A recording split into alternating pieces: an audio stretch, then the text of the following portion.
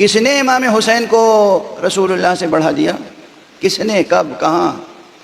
امام حسین کا تو رتبہ ہی شروع ہوتا ہے سبط رسول کے عنوان سے، سبط رسول، فرزند رسول۔ اور دوسری بات یہ کہ جناب والا میں آپ سے پھر استفادہ کرنا چاہتا ہوں، آپ کو یہ ایک حوالہ دے دیں جہاں کسی شیعہ نے امام حسین کو نبی کہا ہو۔ دیکھیں اگر یہ شاید امام حسین کا تذکرہ آپ کو برا اس لیے لگتا ہے کہ آپ کے آباء و اجداد رسول کا تذکرہ مٹانا چاہتے تھے، وہ رسول، وہ حسین نے مٹنے نہیں دیا۔ کیا مقام ہے! اب یہ جو ہم بیان کر رہے ہیں تو کوئی کہہ دے کہ مصطفیٰ کو خدا سے بڑھا دیا، وائے ہو ایسی سمجھ پر ہے، یہ الزام بھی ہے، میں سن چکا ہوں اپنے کانوں سے۔ ایسی کتاب چاہ کھولا میں نے، مختصر سا رسالہ ہے، چھپا ہوا ہے یہ سب۔ اس میں کسی نے پوچھا تھا اس مسلک کے لیے کہ یہ جو شیعہ اثنا عشری حضرات ہیں ان کے بارے میں آپ کی کیا رائے ہے؟ تو اس میں جواب لکھا تھا کہ ہم انہیں کافر اس لیے سمجھتے ہیں کہ یہ حسین کو نبی سمجھتے ہیں۔ ظاہر سے باطن تک، ازل سے ابد تک، اس کائنات ہستی میں، اس عالم موجودات میں محمد سے بڑا کوئی معلم توحید نہیں ہے۔ جب ایسا فرد ہو تو اسی کے عمل کو تو خدا کہے گا کہ اس کا عمل دراصل میرا عمل ہے۔ ان کے عمل کو خدا اپنا عمل قرار دے رہا ہے اور خدا کے عمل کی یہ گواہی دے رہے ہیں۔ نہیں، ارے آپ سایہ قرار دے کر اپنے کو نبوت کا دعویٰ کرتے ہیں، ہم رسول کی جان کو پہچانتے ہیں مگر اسے نبی نہیں کہتے۔ تو یہ دل سوزی کی باتیں، ہم دیکھ رہے ہیں کہ آپ جدھر جا رہے ہیں وہ جہنم میں پہنچنے والے ہیں، اس لیے ہم آواز دے رہے ہیں کہ ذرا پلٹ کے دیکھ لیجئے، پلٹ کے دیکھ لیجئے اور توبہ کر لیجئے، توبہ کر لیجئے۔ ہم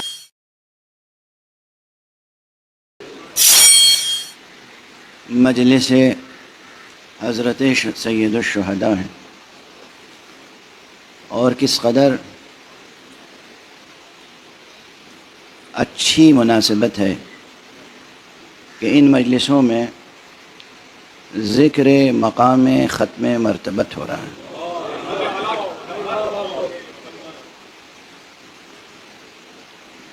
آخر مدینے سے چلتے وقت حضرت نے فرمایا تھا نا کہ اُرِیدُ ان آمر بالمعروف وانہی عن المنکر واسیر بسیرت جدی رسول اللہ، میں چاہتا ہوں کہ امر بالمعروف کروں، نہی عن المنکر کروں، اور وہ سیرت اختیار کروں جو میرے جد رسول اللہ کی سیرت تھی۔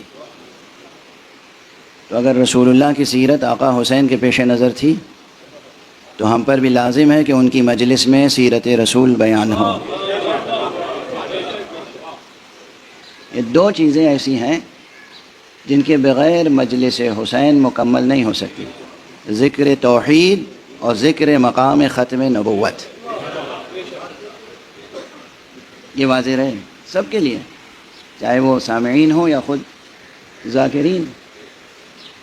مجلس حسین، مجلس حسین، اس میں جب تک کہ توحید حق صمدی کا تذکرہ نہ ہو مجلس حسین نہیں ہو سکتی، اور جب تک کہ حضرت ختمی مرتبہ صلی اللہ علیہ وآلہ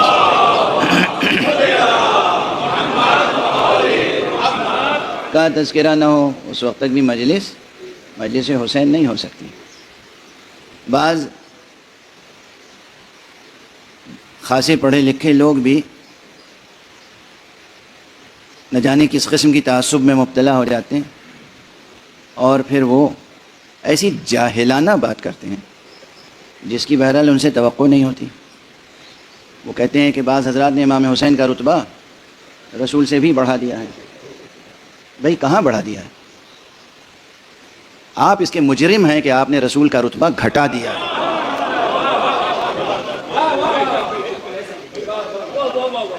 ہوش کے ناخن لیں۔ ارے نوجوان نسل بہت با ہمت نسل ہے، اس کے سامنے آپ کا جھوٹ بہت جلدی کھل جائے گا۔ کس قدر دھوکہ دینا چاہتے ہیں آپ؟ آج دنیا کے تمام کتب خانے کھلے ہوئے ہیں، اور اب تحقیق اور ریسرچ کرنے کے لیے یہ بھی ضروری نہیں ہے کہ اگر کوئی کتاب لندن کی لائبریری میں ہے، برٹش میوزیم میں ہے، یا برٹش لائبریری میں، یا لائبریری آف کانگریس میں ہے، یا استنبول کی لائبریری میں ہے، یا قم کی لائبریری میں ہے، یا دیوبند کی لائبریری میں ہے، یا ندوہ کی لائبریری میں ہے، تو آپ فلائی کر کے جائیں اور وہاں کتاب کا مطالعہ فرمائیں۔ اب تو انٹرنیٹ کے ذریعے ماشاءاللہ تمام کتب خانے سامنے ہیں۔ جب تمام علم کا ذخیرہ سامنے ہے، اس کے باوجود جب انسان آج جھوٹ بول رہا ہے تو ماضی میں کیا کیفیت رہی ہوگی؟ کس نے امام حسین کو رسول اللہ سے بڑھا دیا؟ کس نے، کب، کہاں؟ امام حسین کا تو رتبہ ہی شروع ہوتا ہے سبط رسول کے عنوان سے۔ سبط رسول، فرزند رسول، نواسہ رسول، اور ہمارے اور محافظ مقام نبوت، محافظ مقام ختم نبوت، یہی فضائل ہیں امام حسین کے، یہی کارنامہ ہے تاریخ میں امام حسین کا۔ شاید امام حسین کا تذکرہ آپ کو برا اس لیے لگتا ہے کہ آپ کے آباء و اجداد رسول کا تذکرہ مٹانا چاہتے تھے، وہ رسول، وہ حسین نے مٹنے نہیں دیا۔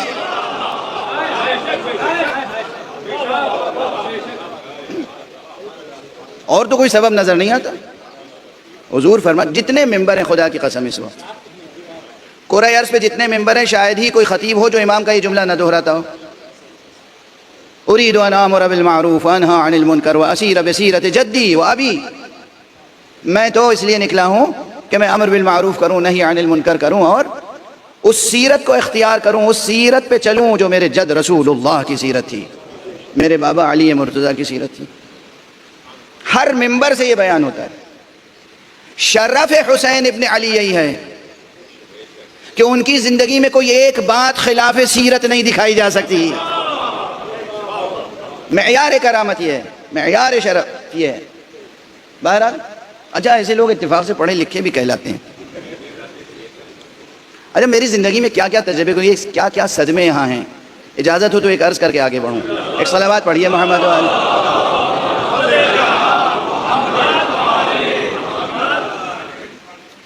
مجھے بچپن سے یہ شوق رہا کہ ہر علم و فن کے بزرگوں کی خدمت میں پہنچتا رہا، اور خاص طور سے علوم دینیہ، علوم شرعیہ اور علم حدیث سے شغف رہا۔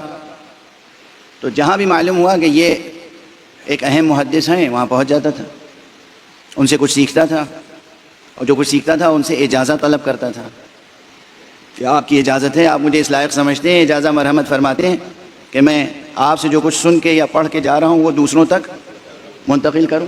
یہ اجازت حدیث ایک بڑی سند ہوتی ہے، چھوٹی سند نہیں ہوتی۔ میں اس لیے نہیں کہہ رہا ہوں کہ اپنا تذکرہ ہے، میں عرض کر رہا ہوں کسی وجہ سے۔ بہرحال تو میں نے تمام مسالک کے علماء کی خدمت میں جا کے طالب علمانہ استفادہ کیا، تمام مسالک، یعنی صرف شیعہ اثنا عشری نہیں، تمام مسالک جو بھی مسلمانوں کے درمیان مسالک ہیں، ان کے جو بزرگ علماء ہیں ان کی خدمت میں پہنچا۔ بھائی امتحان لے لیجئے، اگر آپ اس لائق سمجھتے ہیں تو آپ بھی اجازت دیجئے، آپ بھی کچھ حدیث سنائیے، کچھ رسول کا ارشاد سنائیے، کچھ رسول کی سیرت بیان کیجئے، اور پھر مجھے اجازت دیجئے کہ میں آپ کے حوالے سے بیان کروں۔ پایہ اعتبار رکھتے ہیں۔ اب میں مصلحتاً نام نہیں لے رہا ہوں اس وقت، کسی کو ضرورت ہوگی تو مجھ سے نام پوچھ لے گا، میں عرض کر دوں گا، اور جو کچھ عرض کر رہا ہوں وہ چھپا ہوا پیش کر دوں گا ان کے اجازے کے ساتھ، جو انہوں نے خود مجھے اجازت دیا ہے اس کے ساتھ پیش کر دوں گا۔ میں ان کی خدمت میں گیا، ان کی خانقاہ میں گیا، خانقاہ تو وہ جامع شریعت و طریقت سمجھے جاتے تھے کہ بھئی شریعت میں بھی ماشاءاللہ کمال کے درجے پہ فائز ہیں، اور طریقت میں بھی۔ میں ان کی خدمت میں گیا، اور ایک بار نہیں، متعدد بار گیا، بار بار گیا، اور بظاہر انہوں نے محبت سے استقبال کیا، اور مجھ سے امتحان بھی لیا باقاعدہ، اور کئی طرح سے امتحان لیا۔ اس کے بعد مجھے اپنے قلم مبارک سے لکھ کے اجازت اپنی مہر کے ساتھ عطا فرمایا۔ بات آگے بڑھ گئی۔ کچھ دنوں کے بعد انہوں نے اپنی بہت سی کتابیں مجھے بھیجوائیں کہ بھئی وہ فلاں کو میری یہ کتابیں پہنچا دو۔ ان کتابوں میں ایک چھوٹا سا رسالہ تھا جو اس وقت تک میری نظر سے نہیں گزرا تھا۔ اب وہ جیسی کتاب چاہ کھولا میں نے، مختصر سا رسالہ ہے، چھپا ہوا ہے یہ سب۔ تو اس میں کسی نے پوچھا تھا اس مسلک کے لیے کہ یہ جو شیعہ اثنا عشری حضرات ہیں ان کے بارے میں آپ کی کیا رائے ہے؟ تو اس میں جواب لکھا تھا کہ ہم انہیں کافر اس لیے سمجھتے ہیں کہ یہ حسین کو نبی سمجھتے ہیں۔ کیا سمجھتے ہیں؟ حسین کو نبی سمجھتے ہیں۔ امام حسین علیہ السلام کی نبوت کا قائل ہو، امام تھے، ولی تھے، حجت خدا تھے، سبط نبی تھے، فرزند نبی تھے۔ اب اس کے بعد تو میرے پاؤں میں یہ سکت ہی نہیں تھی کہ ان کے پاس جاتا۔ تو میں نے ان کی خدمت میں ایک معروضہ لکھا، ایک عریضہ لکھا، اور میں نے کہا حضرت میں تو آپ کو شیخ طریقت اور رہنمائے شریعت سمجھ کے آیا تھا اور آپ سے اجازہ لیا تھا، اور آپ نے بڑی محبت سے اجازہ مرحمت فرمایا تھا، تو کیا مجھے کافر سمجھ کے اجازہ دیا تھا؟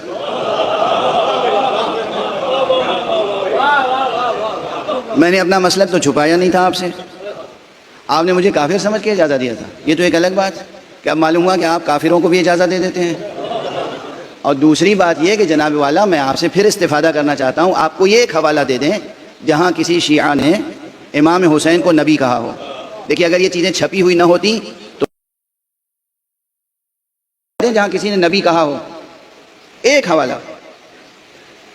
یعنی بعض مسالک ایسے ہیں کہ ان مسالک کی بنیاد ہی جھوٹ پر رکھی گئی،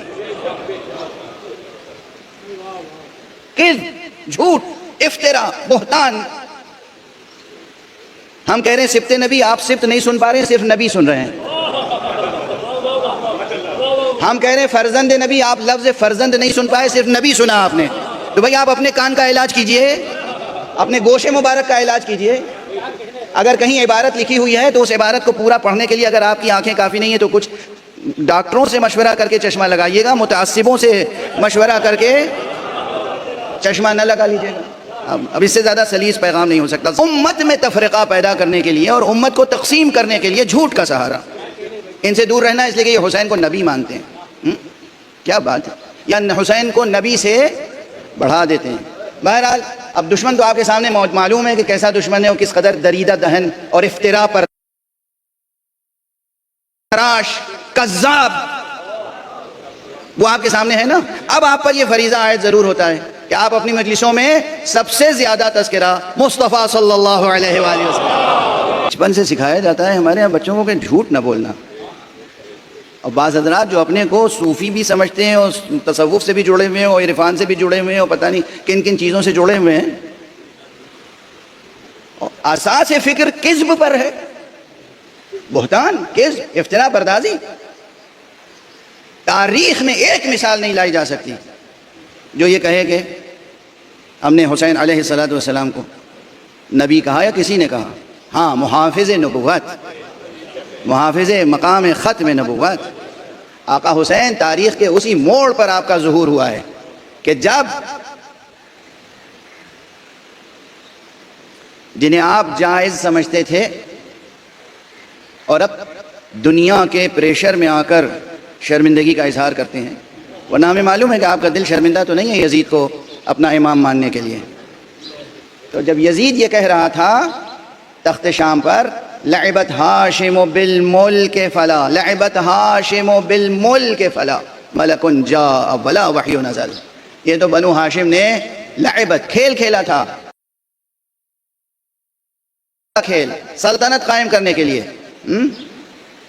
ورنہ نہ کوئی ملک نازل ہوا تھا، فلا ملک جاء ولا وحی نزل، نہ کوئی وحی نازل ہوئی تھی۔ جو سرے سے وحی کا انکار کر رہا ہو، اس کے مقابلے میں آقا حسین آ کر میدان جنگ میں بھی قرآن پڑھیں، نوک نیزہ پہ بھی قرآن پڑھیں، تو وہ حسین آپ کو کیسے پسند آ سکتا ہے؟ عام ختم نبوت کا تقاضا حسین کی مجلسیں برپا ہوتی رہیں، قیام قیامت تک محافظ نبوت و رسالت و خاتمیت کی مجلسیں بھی برپا ہوں، اور قیام قیامت تک ان مجلسوں میں نبی کی نبوت کا بھی تذکرہ ہو، اللہ کی وحدانیت کا بھی تذکرہ ہو۔ اب بہرحال گزشتہ چند مجلسوں سے جو سلسلہ قائم ہے گفتگو کا، اس کا عنوان قرآنی بھی وہ ہے جو خاص رسول اللہ صلی اللہ علیہ وآلہ وسلم۔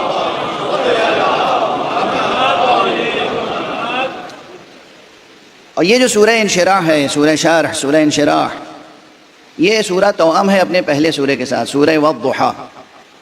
سورہ والضحیٰ میں 11 آیتیں ہیں اور سورہ انشراح میں 8 آیتیں، اور یہ دونوں مل کے 19 آیتیں ہو جاتی ہیں۔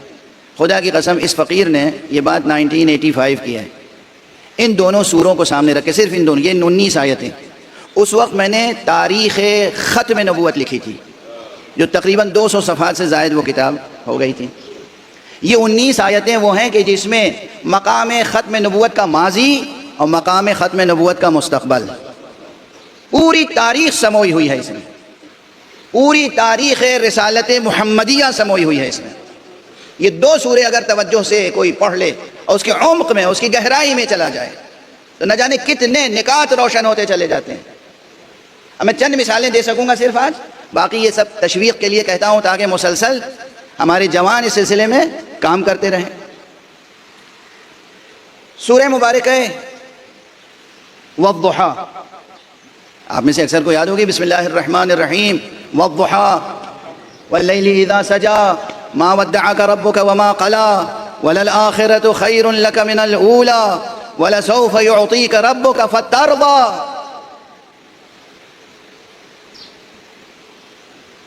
الم یجدک یتیما فآوی ووجدک ضالا فہدی ووجدک عائلا فأغنی فأما اليتیم تنہر وأما بنعمت ربک فحدث۔ بسم اللہ الرحمن الرحیم، الم نشرح لک صدرک ووضعنا عنک وزرک الذی انقض ظہرک ورفعنا لک ذکرک فإن مع العسر یسرا ان مع العسر یسرا فإذا فرغت فانصب وإلى ربك فارغب۔ یہ پورا سلسلہ آیات اس میں سموئی ہوئی ہے پوری سیرت رسالت محمدیہ صلی اللہ علیہ وآلہ وسلم۔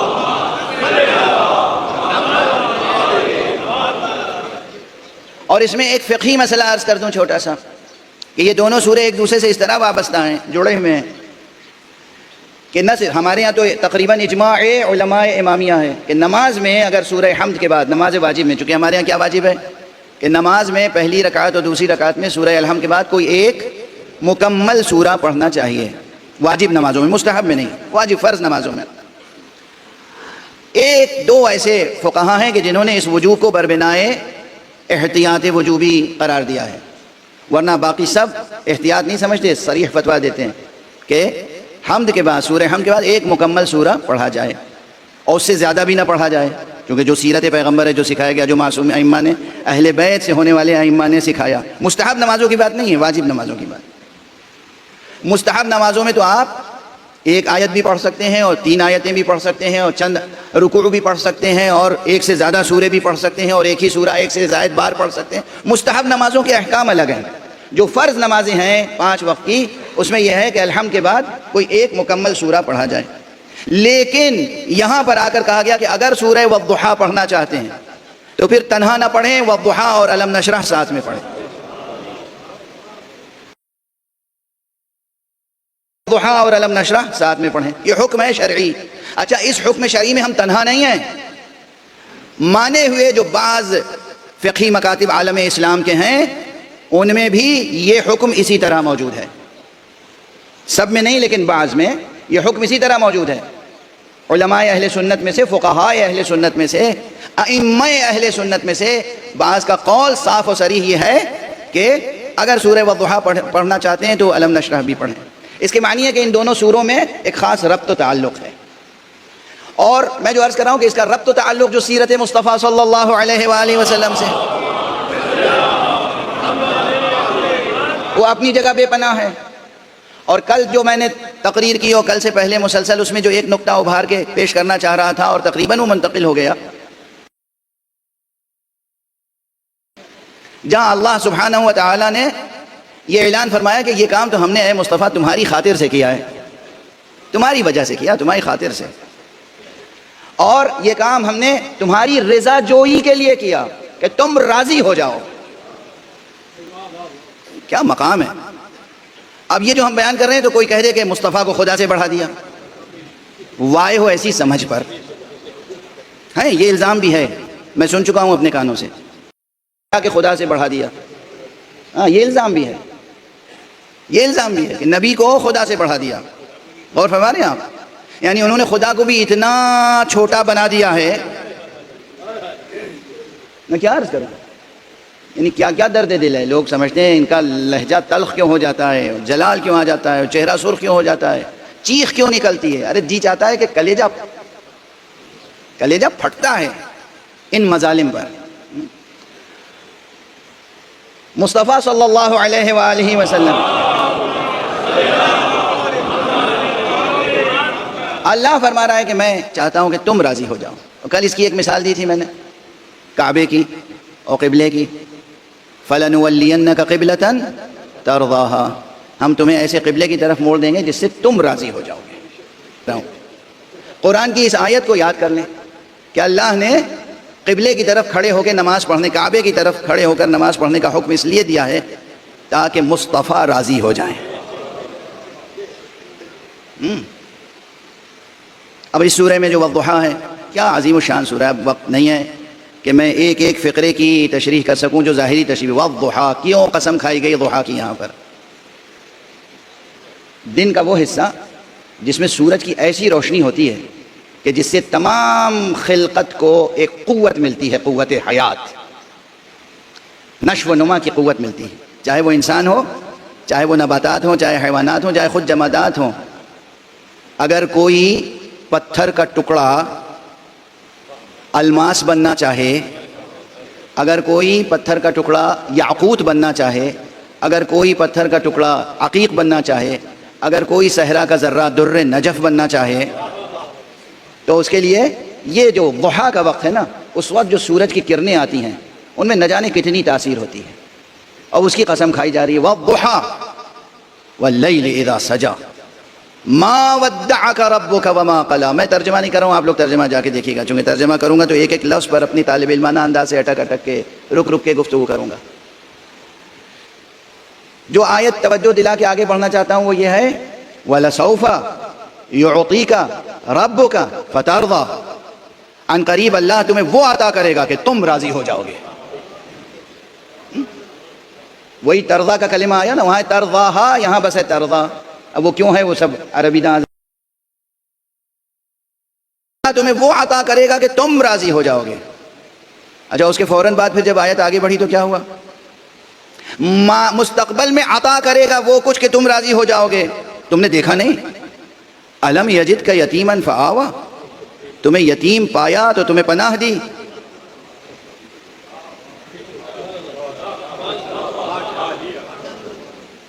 اچھا, میں تمام مورخین سے پوچھتا ہوں پناہ کہاں دی تھی؟ جبرائیل آ کے زمین سے اٹھا کے آسمان پہ لے گئے تھے؟ اللہ تو قادر مطلق ہے, اللہ تو قادر مطلق ہے. وہ جبرائیل کو بھیجتا اور کہتا کہ یہ یتیم عبداللہ کو, در یتیم آمنہ کو, اب اس کے بابا جو ہے وفات پا چکے ہیں, یہ یتیم ہی پیدا ہوا ہے بچہ, اسے اٹھا لاؤ, اس کے دشمن بہت ہیں, اسے اٹھا لاؤ, سایہ عرش میں پروان چڑھاؤ, جب 40 برس کا ہو جائے گا تو پھر لے جا کے زمین پر کھڑا کر دینا, یہ نبوت کا اعلان کر دے گا. اللہ سبحانہ و تعالیٰ کے لیے کیا یہ ممکن نہیں تھا؟ ممکن تو تھا, قادر مطلق ہے, مگر اس نے یہ نہیں کیا. الم یجدک یتیما فآویٰ, جو یہی کہتا کہ خانہ کعبہ میں رکھو انہیں, خانہ کعبہ میں بھی نہیں رکھا, کیونکہ خانہ کعبہ اس وقت اس لائق نہیں تھا کہ مصطفیٰ اس میں رہ سکیں. اسی ممبر پہ میرا کہا ہوا بہت پرانا 20 برس پرانا جملہ ہے کہ اس کائنات کے سب سے بڑے معلم توحید کا نام ہے محمد صلی اللہ علیہ وآلہ وسلم. یعنی ہر نبی نے توحید کا پیغام سنایا. آدم نے توحید کا پیغام سنایا, نوح نے توحید کا پیغام سنایا, ابراہیم نے توحید کا پیغام سنایا, سارے نبیوں نے, رسولوں نے, اولو العزم پیغمبروں نے توحید ہی کا پیغام سنایا. لیکن جس شان سے, جس طرح سے, جس تاثیر کے ساتھ محمد ابن عبداللہ صلی اللہ علیہ وآلہ وسلم نے توحید کا پیغام سنایا, ویسا کسی نے نہیں سنایا. اس کائنات کے سب سے بڑے معلم توحید کا نام ہے محمد صلی اللہ علیہ وآلہ وسلم. اور میں بار بار کائنات اس لیے کہہ رہا ہوں کہ اب اسے آپ غلو سمجھیں یا جو چاہیں سمجھیں, میں تو حقیقت بیان کر رہا ہوں. حقیقت یہ ہے کہ انسانوں سے پہلے, جنوں سے پہلے, زمین سے پہلے, یہ ظاہری افلاق سے پہلے, جب عرش الہی کے علاوہ کچھ نہ تھا, مخلوق اول مصطفیٰ تھے, اس کے بعد تمام فرشتے پیدا کیے گئے, ملائکہ پیدا کیے گئے, تو خود ملائکہ کا درس نور محمد نے دیا. تو ظاہر سے باطن تک, ازل سے ابد تک, اس کائنات ہستی میں, اس عالم موجودات میں محمد سے بڑا کوئی معلم توحید نہیں ہے. ایسا معلم توحید ممکن کیسے تھا کہ اس کو ایک بتکدے میں رکھ دیا جائے؟ آپ حضرات بھی مقرر باتیں سننے کے عادی تو ہیں, میرا جی نہیں چاہتا کہ میں اپنی بات بھی دہراؤں, مگر کبھی کبھی بات اگر اچھی ہوتی ہے تو دہرا دیا جاتا ہے۔ اس کائنات کا معلم، سب سے بڑا معلم توحید سرکار رسالت مآب کی ذات ہے، اور سب سے بڑے عالم توحید امیر المؤمنین علی ابن ابی طالب علیہ السلام۔ تو اتنے بڑے معلم توحید کو ایسی جگہ رکھا جائے جہاں چاروں طرف بت سجے ہوئے ہوں، نشان نہیں تھا، تو اللہ نے اہتمام کیا کہ مکے میں وہ گھر تلاش کیا جہاں کوئی بت نہیں تھا۔ اب یہ ہے تاریخ کی ستم ظریفی، خود اللہ کے گھر میں تو بت رکھے ہوئے تھے، اور اگر بت نہیں تھے کہیں تو وہ خانہ ابو طالب تھا۔ چنانچہ خانہ حضرت ابو طالب میں جناب پیغمبر اکرم صلی اللہ علیہ وآلہ وسلم کی ولادت بھی ہوئی، اور وہیں آپ کی شروع میں پرورش بھی ہوئی۔ تو پرورش تو کی جناب ابو طالب نے، پناہ تو دی ابو طالب نے۔ اللہ فرما رہا ہے الم یجدک یتیما فآویٰ، کیا ایسا نہیں ہوا کہ آپ یتیم تھے تو ہم نے پناہ دی؟ اس روئے زمین پر جتنے مومن و مسلم ہیں سب کا ایمان و اسلام اس کے اوپر قربان ہو جائے، جس کے عمل کو خدا اپنا عمل قرار دے رہا۔ تیزی سے وقت گزر جاتا ہے اور باتیں رہ جاتی ہیں۔ اب یہاں پر ایک بات تذکرہ کیے بغیر آگے نہیں بڑھ سکتا میں۔ تاریخ میں سلسلہ حوادث میں بھی اور سلسلہ افکار میں بھی، سلسلہ حوادث میں بھی اور سلسلہ اقدار میں بھی، جو سمجھ رہے ہیں وہ سمجھ رہے ہیں، جو نہیں سمجھ رہے ہیں وہ سمجھنے کی کوشش کریں۔ تاریخ میں ایک ہوتا ہے سلسلہ حوادث کا، واقعات کا، لیکن ایک سلسلہ افکار کا ہوتا ہے، ایک سلسلہ اقدار کا ہوتا ہے، ایک سلسلہ معنویات کا ہوتا ہے۔ تو تاریخ واقعات میں بھی اور تاریخ افکار و اقدار میں بھی، دونوں اعتبار سے حضرت ابو طالب علیہ السلام کا ایک مرتبہ ہے، اور وہ مرتبہ کیا ہے اور ایک رول ہے۔ وہ رول یہ ہے کہ عالم بشری کو مقام خاتمیت کے سمجھنے کے لائق بنایا۔ یہ جملہ یاد رکھیے، صرف یہ نہیں کہ چچا تھے تو حمیت تھی، غیرت تھی، قبیلہ واریت تھی، کس طرح بھتیجے کو چھوڑ دیتے، دنیا ملامت کرتی کہ بھائی چچا ہے بھتیجے کی سرپرستی نہیں کی۔ وہ جو جاہلانہ صرف خیالات ہیں نا، جہاں صرف خونی رشتوں کی اہمیت ہوتی ہے وغیرہ وغیرہ، تو وہ جاہلیت کے افکار کے تحت آج تک تاریخ اسلام لکھی جا رہی ہے۔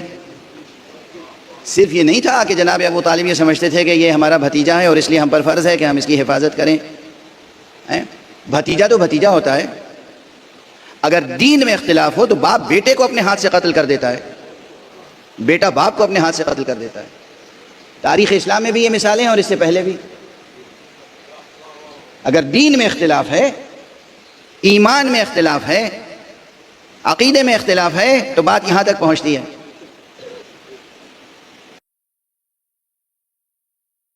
قتل کر دیتا ہے۔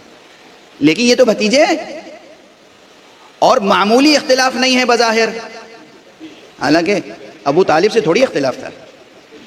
پورا شہر ایک طرف، ایک محمد ایک طرف، اور جناب ابو طالب نہ صرف یہ کہ پناہ دیے ہوئے ہیں، اپنے ساتھ رکھے ہوئے ہیں، حفاظت کر رہے ہیں۔ ایک پورا دیوان ہے حضرت ابو طالب علیہ السلام کا، پورا دیوان، اور اس دیوان میں حقائق توحید، حقائق نبوت، حقائق مقام ختم نبوت سب موجود ہیں۔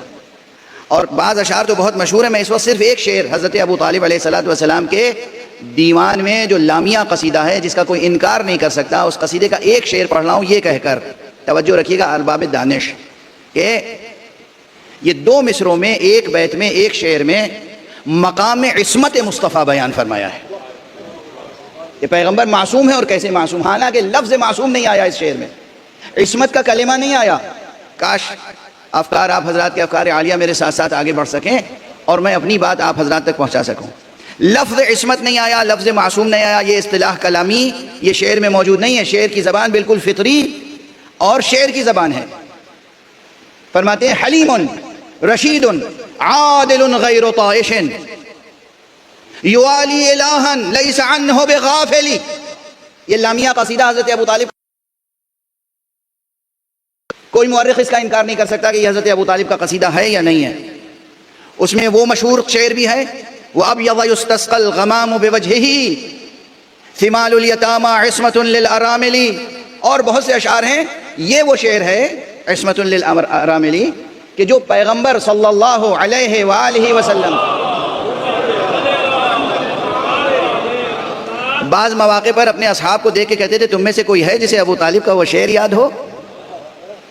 کوئی ہے جو مجھے وہ شعر سنائے؟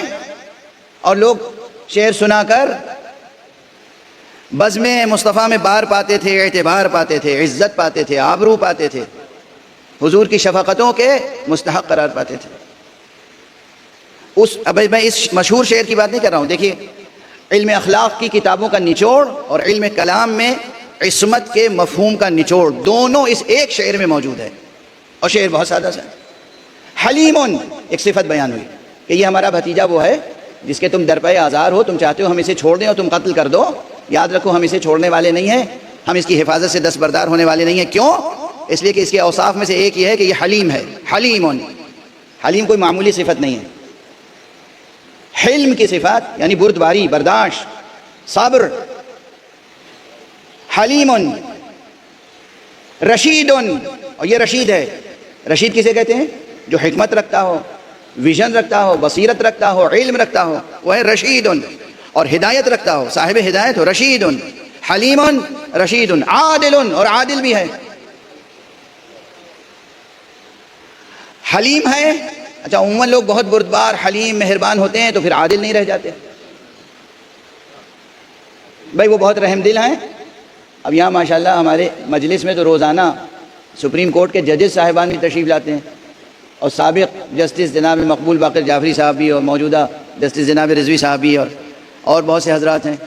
میں ان کو تو کچھ نہیں کہہ سکتا، جو فرش اعضاء پر آنے والے حضرات ہیں ان کا دل اور ذہن بہت تربیت یافتہ ہوتا ہے، یہ تو کسی بھی ملک اور ملت کا سرمایہ ہوتے ہیں، کوئی ملک ان پر ناز کر سکتا ہے، لیکن عموماً یہ دیکھا گیا ہے کہ جو بہت انصاف کرنے والے ججز ہوتے ہیں جن کی شہرت ہوتی ہے، تو ان کی شہرت کے ساتھ کچھ چیزیں اور کہی جاتی ہیں، بھیا ان سے بات نہ کرنا، وہ تو بات ہی نہیں سنتے کسی کی، بہت سخت ہیں، بہت سخت ہیں، ایک ذرا سا رحم کی امید نہ رکھنا۔ یہ سب باتیں سنتے رہتے ہیں نا، یہ کس عدالت شعار ہیں، عدل کی تلوار لٹک رہی ہے، ان سے کسی مہربانی کی توقع نہ رکھنا۔ تو دنیا والوں کے ذہن میں جو عادل کا تصور ہے وہ یہ ہے کہ ایک انسان جب عادل ہوتا ہے، اور یہ ججوں سے لے کے مولویوں تک ہے، یہ علماء کے لیے، مولویوں کے لیے جو شرط ہے نا کہ عادل ہوں، نماز نہیں پڑھا سکتا ہمارے ہاں مگر وہ جو عادل ہو، تو وہ عادل ہونے کی صفت ہم نے بعض لوگوں میں ایسی دیکھی کہ ان کے چہرے پہ مسکراہٹ آتی ہی نہیں ہے کبھی، یہ عادل ہونے کی پہچان نہیں ہے۔ بہرحال وہ مصطفیٰ ایک طرف رحم دلی ہے، بردباری ہے، حلم ہے، اور دوسری طرف عادل ہے، اور تیسری طرف کیا ہے؟ رشد، حکمت، علم، بصیرت۔ توجہ ہے، حلم، رشد، عدل۔ اور جہاں پہلے حضرت ابو طالب نے فرمایا حلیم، رشید، عادل، عادل، فوراً کہا غیر طائش، مگر یہ عادل وہ ہے جس کے اندر طائش نہیں ہے۔ حلیم ہے، رشید ہے، عادل ہے، مگر کیسا عادل؟ طائش نہیں ہے۔ اچھا یہ تمام اوصاف وہ ہیں جو علم اخلاق کی روشنی کہ خلاف عدل و انصاف اس سے کوئی بات صادر ہو ہی نہیں سکتی، اور عدل و انصاف بھی اس حسن کے ساتھ ہوگا کہ جہاں طائش نہیں ہوگا، ظلم نہیں ہوگا، جبر نہیں ہوگا، سختی بیجا نہیں ہوگی۔ عادل ہوگا مگر حلم کے ساتھ، عدل ہوگا مگر رشد کے ساتھ، عدل بھی ہوگا تو بردباری کے ساتھ۔ علم اخلاق کے تصورات اور اقدار کی روشنی میں ایک معصوم انسان کی تعریف پہلے مصرے میں ہے، لیکن علم کلام میں جسے معصوم کہتے ہیں اس میں معصوم کے لیے ایک شرط یہ بھی ہے کہ اس کے کردار کی حفاظت کرنے کے لیے خدا نے فرشتے مقرر کیے ہوں، خدا نے خصوصی اہتمام کیا ہو کہ ہمارا یہ بندہ کہیں کسی خطا میں گرفتار نہ ہو جائے۔ اور ہمارے ہاں یہ علم کلام کی شرط ہے، علم اخلاق کی شرط نہیں ہے۔ دوسرا مصرع کیا کہہ رہا ہے؟ یوالی الہا لیس عنہ بغافلی، اور یہ ایسے خدا کا ماننے والا ہے جو خدا اس سے غافل نہیں ہے۔ یعنی وقت کا دامن جتنی وسعت رکھتا تھا اس کے لحاظ سے عرض کر دیا، ورنہ صرف لفظ حلیم پہ کتنی دیر گفتگو ہو سکتی ہے، کیا کیا مفاہیم ہیں۔ رشید، اس کے لیے کیا کیا مباحث ہیں۔ عادل، اس کے لیے کیا کیا مباحث ہیں۔ پھر وہ عادل جو غیر طائش ہو، وجد کیجئے، حلیم، رشید، عادل، غیر طائش، یوالی الہا لیس عنہ علیم ہے، رشید ہے، عادل ہے، اور طیش بھی نہیں آتا اسے، اور اس خدا کو مانتا ہے جو خدا اس کی طرف سے کبھی غافل نہیں ہوتا، یعنی ہمیشہ خدا کی نگرانی اور حفاظت ہے۔ خدا کی نگرانی ہے اور اس کی حفاظت ہے، اس کی گواہی کون دے رہا ہے؟ صلوات پڑھ دیجئے محمد۔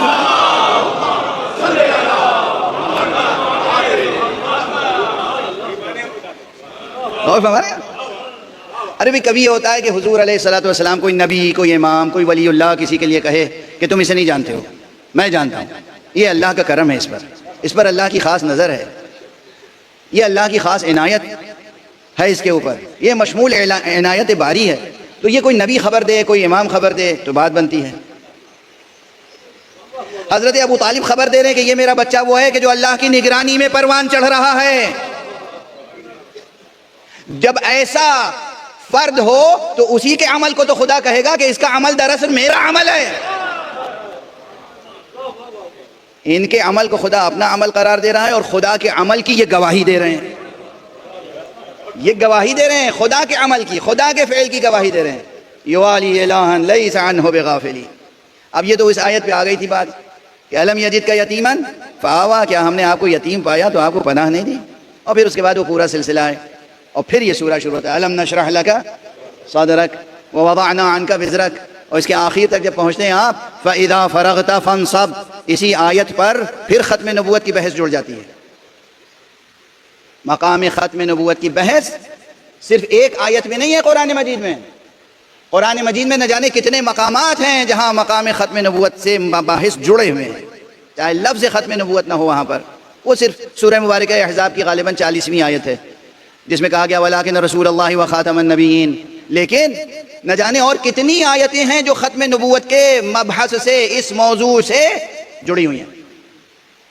2 تقریریں صرف رہ گئیں، تمام آیات تو نہیں پیش کر سکوں گا اور وقت بھی بہرحال محدود ہوتا ہے، لیکن یاد رکھیے کہ نہ جانے کتنے حوادث ہیں جو قرآن مجید میں بیان ہوئے، نہ جانے کتنی آیتیں ہیں جو قرآن مجید میں آئیں، اور وہ سب کی سب مربوط ہیں کس بحث سے؟ ختم نبوت، کہ اب محمد ابن عبداللہ صلی اللہ علیہ وآلہ وسلم کے بعد کوئی نبی آنے والا نہیں ہے کسی بھی لحاظ سے۔ یعنی یہ نہیں کہ ہم نے مان لیا کہ حضور خاتم النبیین ہیں لیکن وہ اس لحاظ سے ان کا سایہ ہیں، اس لحاظ سے نہیں۔ ارے آپ سایہ قرار دے کر اپنے کو نبوت کا دعویٰ کرتے ہیں، ہم رسول کی جان کو پہچانتے ہیں مگر اسے نبی نہیں کہتے۔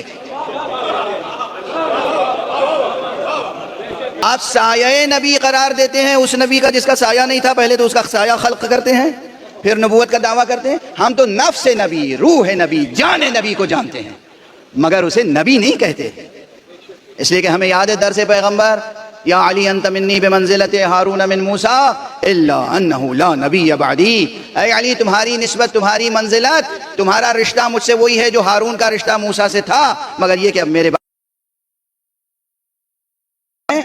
نہ حسن نبی ہیں نہ حسین نبی ہیں۔ فرشتوں کا سامنا ہونے سے پہلے توبہ کر لیجئے تو اچھا ہے، ایک صلوات پڑھی۔ میں تو دل سوزی کی باتیں کر رہا ہوں، دل سوزی، خدا کی قسم دل سوزی کی بات نہیں، خدا کی قسم دل سوزی کی بات نہیں۔ رسول نے ہمیں سب سے بڑی چیز جو دی وہ یہی دل سوزی۔ ایک مسلمان کا دوسرے مسلمان پہ بڑا حق ہے، ایک مومن کا دوسرے مومن پہ بڑا حق ہے، ایک انسان کا دوسرے انسان پہ بڑا حق ہے۔ اگر کہیں آگ لگی ہوئی ہو کسی گھر میں تو ہم یہ نہیں دیکھیں گے کہ اس کا دین کیا ہے، مذہب کیا ہے، مسلک کیا ہے، ہم دوڑ کے جائیں گے کہ اس آگ جو لگی ہوئی ہے اس میں سے اس کا ہاتھ پکڑ کے باہر کھینچ کے لے آئیں۔ تو یہ دل سوزی کی باتیں ہم دیکھ رہے ہیں کہ آپ جدھر جا رہے ہیں وہ جہنم میں پہنچنے والے ہیں، اس لیے ہم آواز دے رہے ہیں کہ ذرا پلٹ کے دیکھ لیجئے، پلٹ کے دیکھ لیجئے اور توبہ کر لیجئے، توبہ کر لیجئے۔ السلام علیکم دوستو، کیسے ہیں آپ؟ امید کرتا ہوں آپ سب خیریت سے ہوں گے۔ ہماری یہ ویڈیو آپ کو کیسی لگی ہے ہمیں کمنٹس سیکشن میں ضرور بتائیے گا، اور ہمارے چینل کو لائک، سبسکرائب، شیئر اور دوستوں کے ساتھ بھی شیئر ضرور کیجیے گا تاکہ ہر آنے والی نئی ویڈیو آپ کے پاس بر وقت پہنچتی رہے۔ آپ کا ویڈیو دیکھنے کا بہت شکریہ۔